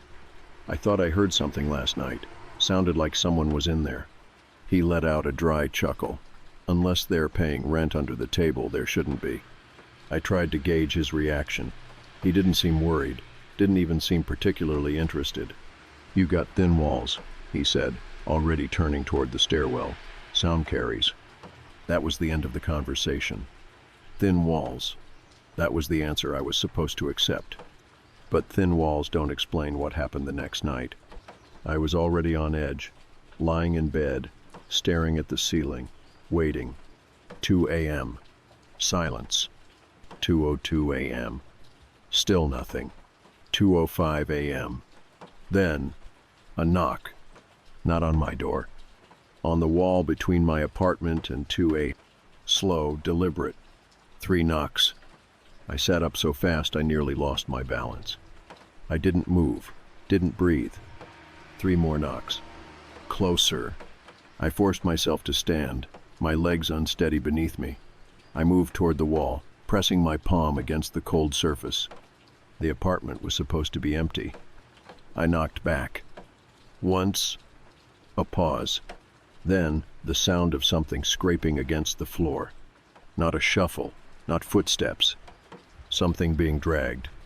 I stumbled back, my mind racing through every possible explanation. An animal? A squatter? A mistake? I grabbed my phone and called my landlord. It went to voicemail. I swallowed hard, staring at the wall, my thoughts a tangled mess. I needed to see inside that apartment, and I wasn't going to wait for permission. The next morning, when the landlord wasn't around, I checked the maintenance closet in the basement. It was unlocked. I found the master key. I held it in my palm, my fingers pressing into the cold metal. If I was wrong, I'd look like an idiot. Maybe I'd even get in trouble. But if I was right, I had to know. That night, I waited until 1:45 a.m. I stood outside 2A, key in hand. At 2 a.m., I heard it again. A muffled sob. I slid the key into the lock, pulse pounding, turned it. The door clicked open. I stepped inside. The air smelled stale, untouched, the kind of scent places get when they've been closed off for too long. I took a slow step forward. The floor creaked beneath my weight. The apartment was dark, but I could just make out the outlines of covered furniture, empty counters, a bare mattress on the floor. And then, a whisper, right behind me. "You shouldn't be here." I spun, but there was nothing. Just an empty doorway leading into the bathroom. I backed up, my skin crawling, every instinct screaming at me to leave. I reached for the door handle. That's when I noticed it. The closet. The door was slightly open, and inside, through the narrow gap, a pair of wide, unblinking eyes staring back at me. I couldn't move. The eyes in the closet were locked onto mine, wide and unblinking. For a moment, everything around me disappeared. The air felt thick, suffocating, like the walls were closing in, like the entire apartment was holding its breath. Then the door creaked open another inch.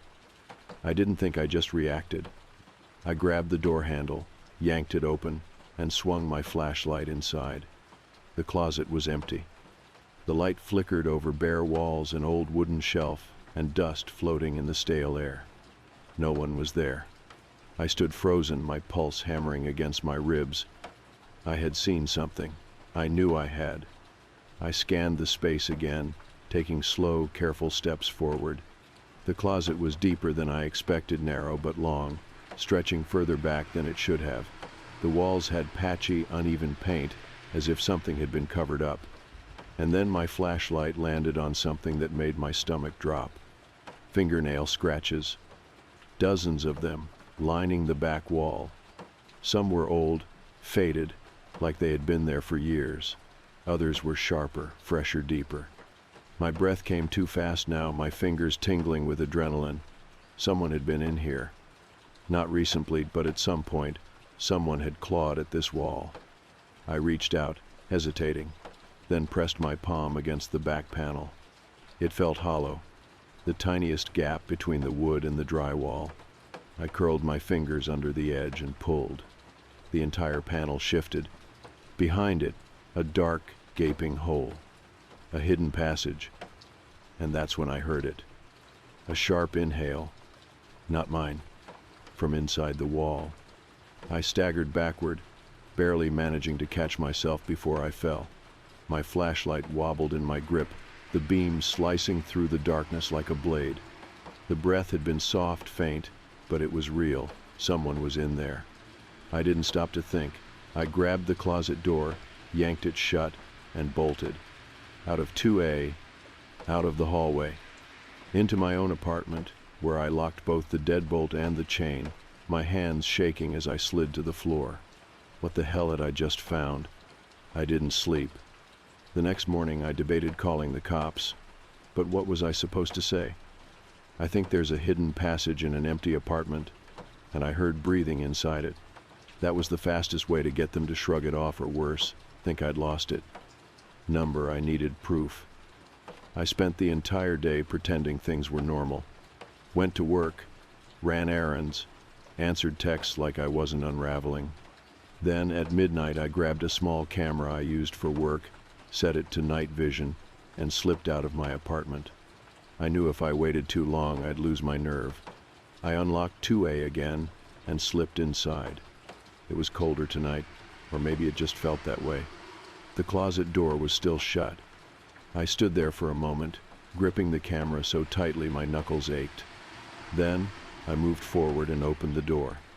The closet looked exactly the same, scratches along the walls, the hollow panel, the passage behind it gaping like an open wound. I turned on the camera. Then, without giving myself time to hesitate, I reached inside. The air was cooler in there, stagnant. I pushed the camera in further, angling it toward the unseen space beyond. I hit record. Then I pulled my arm back and shut the closet door. I left immediately. Back in my own apartment, I locked the door behind me and sat on the floor, staring at the camera in my hands. I didn't want to watch the footage, but I had to. I took a deep breath, clicked play, and let the recording run. The screen flickered to life. The grainy night vision captured everything in eerie green and black. The closet, the panel, the hidden passage. The footage moved as I pushed the camera inside, catching glimpses of what lay beyond. A narrow tunnel, too small to be a real passageway, too big to be a structural gap. And then, something moved. I sat up, pulse slamming against my ribs. At first, I thought it was just a shadow, a trick of the light. But then I saw it. A hand, thin, pale. It reached out toward the camera. Then, a face, peeking from the darkness.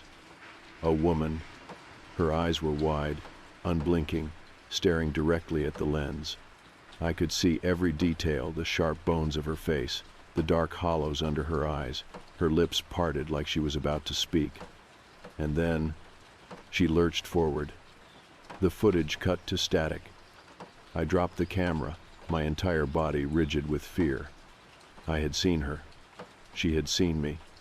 And she was still in there, watching, waiting. And now, she knew I had found her.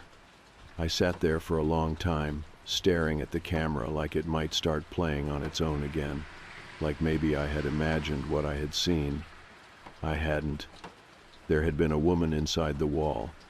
She had reached for the camera. She had seen me. And now, she knew that I had seen her too. My body was tense, rigid, every muscle coiled like a spring, but my mind was racing, trying to process what this meant. Had she been there the whole time? Had she been living inside that hidden passage, moving between the walls? Had she been the one crying at night, knocking on my wall, listening to me when I thought I was alone? The thought made my stomach twist. I needed to get out of here. But then what? I couldn't just leave.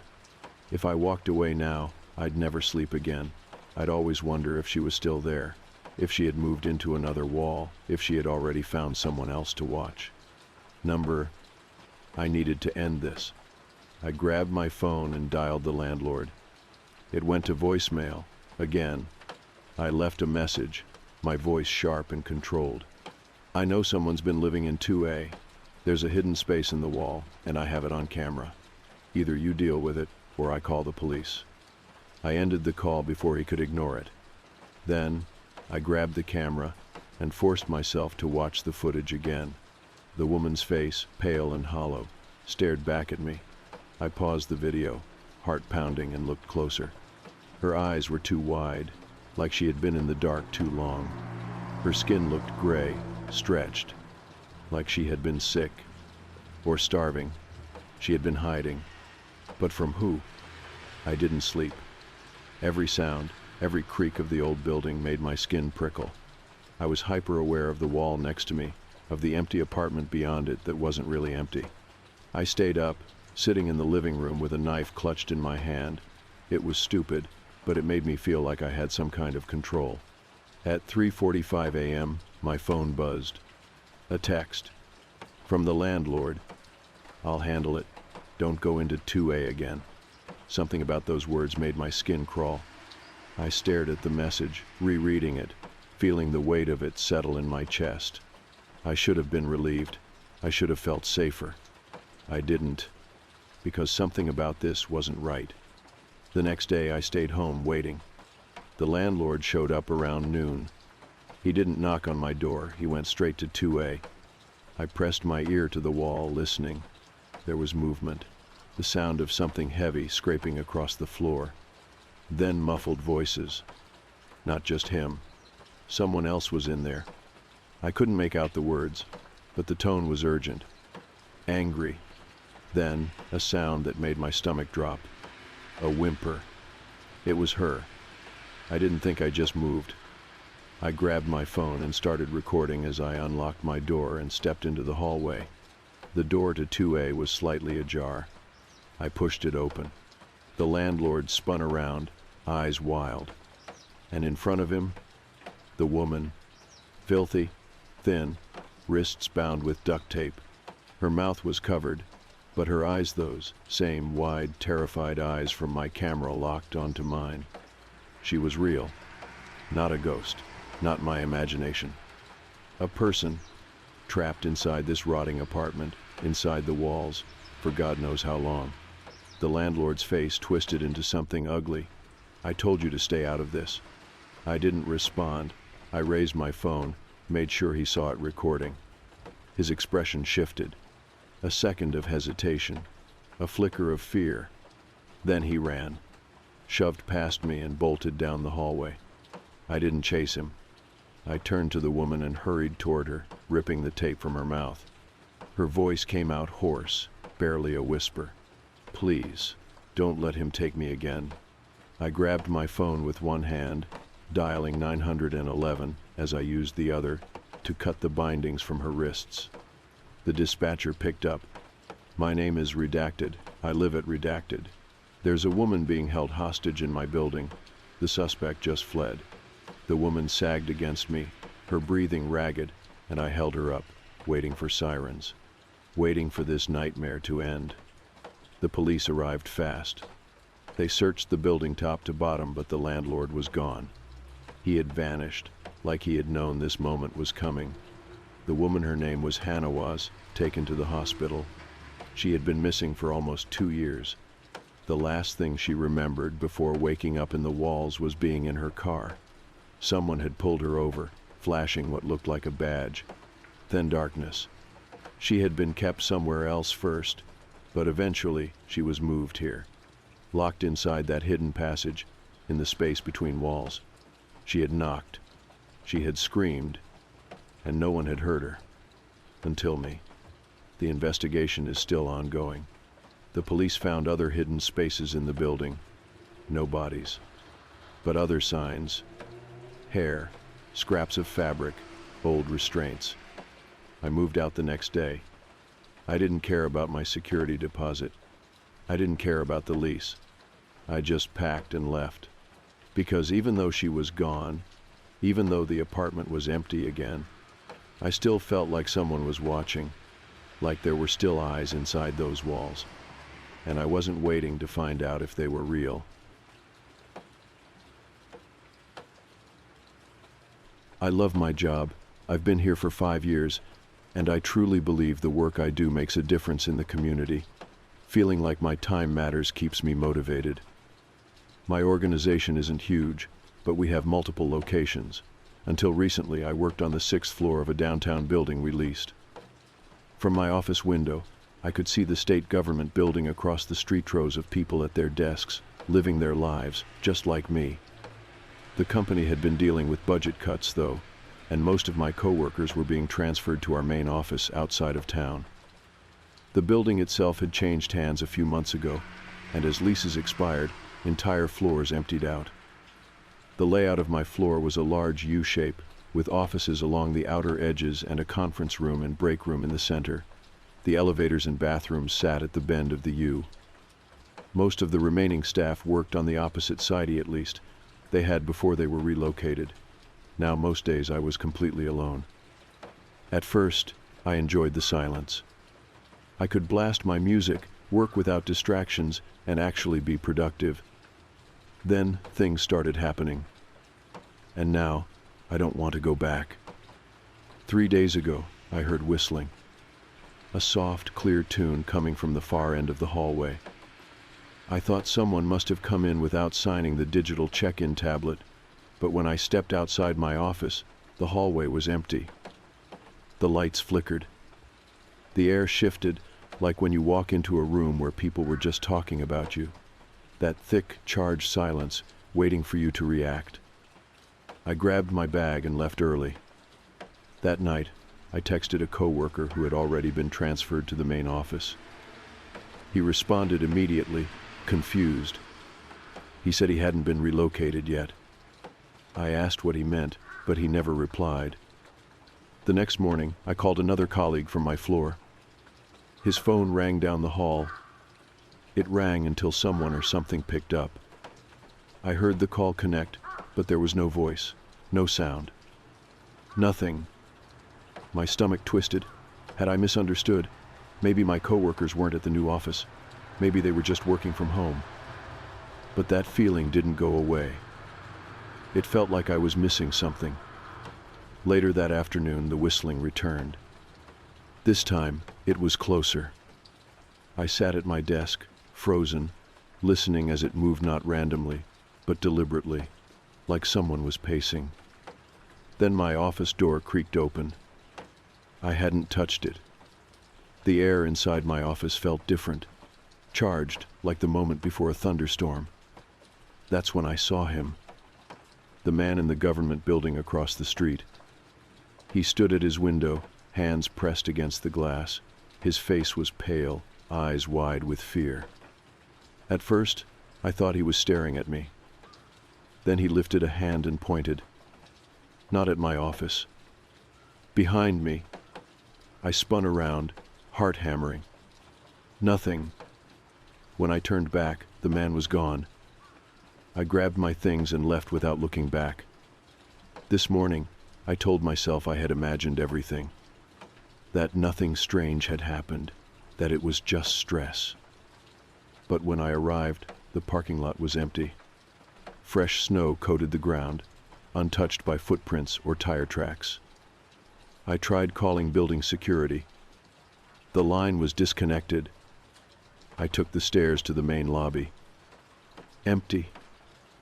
No receptionist, no guards. No one. When I returned to my floor, my office door was wide open. Papers were scattered across my desk. The computer screen flickered, then shut off. And then, the whistling came again. But this time, it wasn't slow or lazy. It was moving, fast, running, toward me. I stumbled backward, my breath catching in my throat. The hallway lights buzzed and popped, plunging the floor into half-darkness. I grabbed my bag and ran for the elevator. The whistling grew louder. I couldn't see where it was coming from, but I felt it. Something was inches behind me. The elevator doors slid open. I threw myself inside, jamming the ground floor button. The whistling stopped right outside the doors. And then, a shadow moved. For a split second it was there. A hand. Reaching. Trying to stop the doors from closing. They slammed shut just before it could.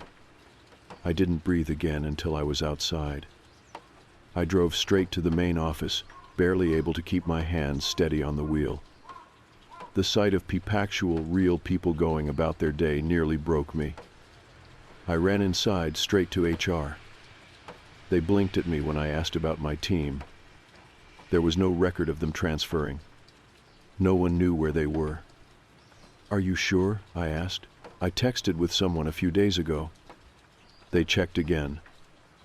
"There's nothing here. No transfers. No relocation orders." As far as the company knew, my team was still working on the 6th floor. Except they weren't. They hadn't been there for days. And no one seemed to care. My boss barely glanced up from his meeting when I showed up. HR was more concerned with budget cuts than missing employees. But they still weren't ready for me at the main building. They told me to go back tomorrow. Like everything was fine. Like I hadn't just escaped from something I can't explain. I don't want to go back. I don't know who or what has been whistling in that building.